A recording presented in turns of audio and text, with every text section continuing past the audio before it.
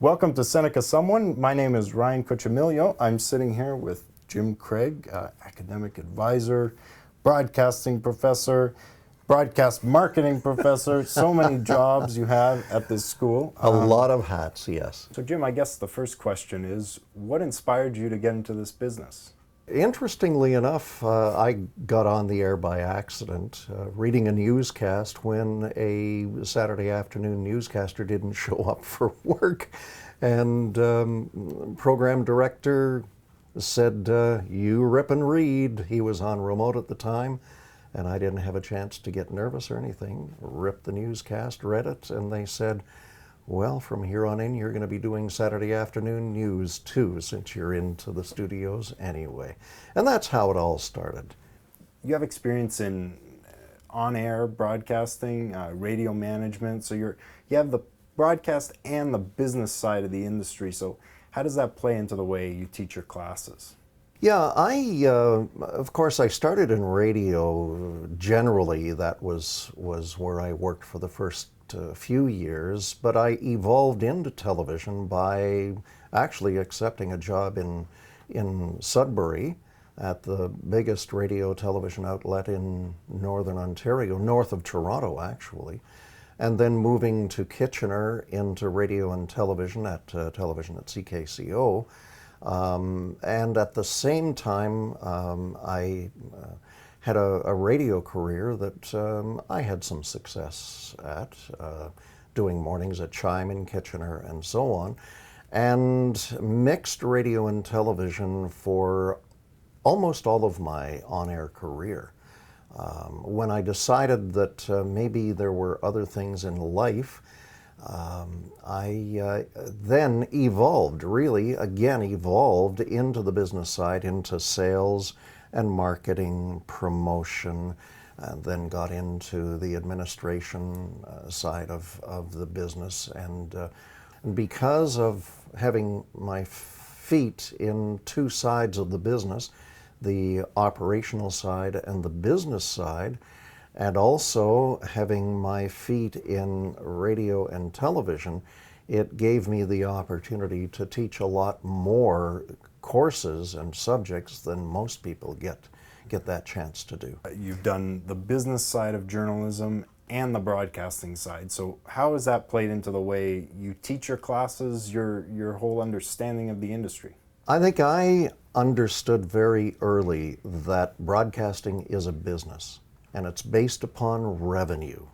And you and I do not get paid if we're pushing a camera or if we're pushing buttons or if we're on the air, whatever it should happen to be. We do not get paid unless revenue comes in.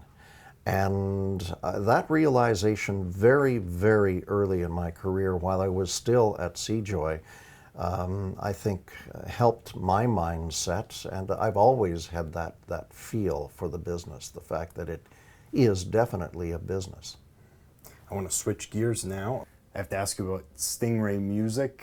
You were responsible for the jazz playlist, the smooth jazz playlist. What can you tell me about that? I was asked by CBC Galaxy, and it's now Stingray, that you see on Rogers and Bell and Shaw carries Stingray, etc. I was asked to develop, because of my background in jazz music and smooth jazz, I was asked to develop a smooth jazz channel for Galaxy back in 2000. And for 10 years, I built that channel, that music channel, which went out to somewhere between 10 and 12 million homes across the country, and was one of the top three utilized channels in the system out of 40, I think it was 40 some odd channels that we had. And I did everything for that. I built the channel and I programmed it, and it was my responsibility to make sure that everything was there to go out over the air through the Galaxy network. Right. So you were very involved in music at a young age. How did that play into your relationship with journalism? I was a musician when I was young. and studied classical piano and jazz piano until I discovered the phonograph and decided that was an easier way to create music. Again, I think there's a general knowledge component to journalism that's very, very important. If you have general knowledge of various parts of the arts, various parts of public information, the news, hard news, soft news, et cetera, et cetera. And music is certainly a part of it, and music is a part of everyone's lives. And I think that also helps keep you grounded to what people want in terms of their information and knowledge. The amount of knowledge that people want to have about what's happening in the entertainment world, in music and otherwise, is insatiable. Just as some people want sports knowledge and political knowledge, etc. So it's all part and parcel of that. So I suppose a final question would be, what's your prevailing message to your students?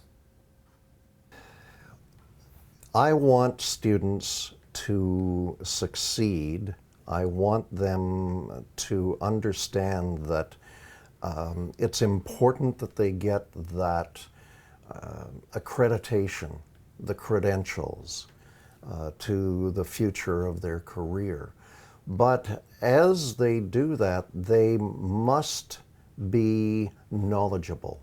They must be aware of what's going on in the world. If they're not, they must be informed, and that's the most important they can do to the success of their career, especially if they're going to have an on-air role, whether it be directly or indirectly behind the scenes.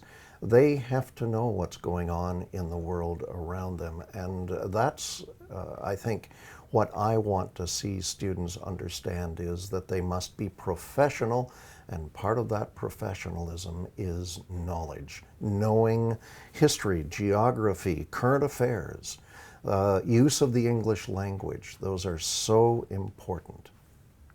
Jim Craig, thank you so much for joining me. Well, my pleasure. That was Jim Craig, academic advisor, broadcast teacher, just about everything you can think of here at Seneca College. This has been Seneca Someone. I'm Ryan Coccimiglio.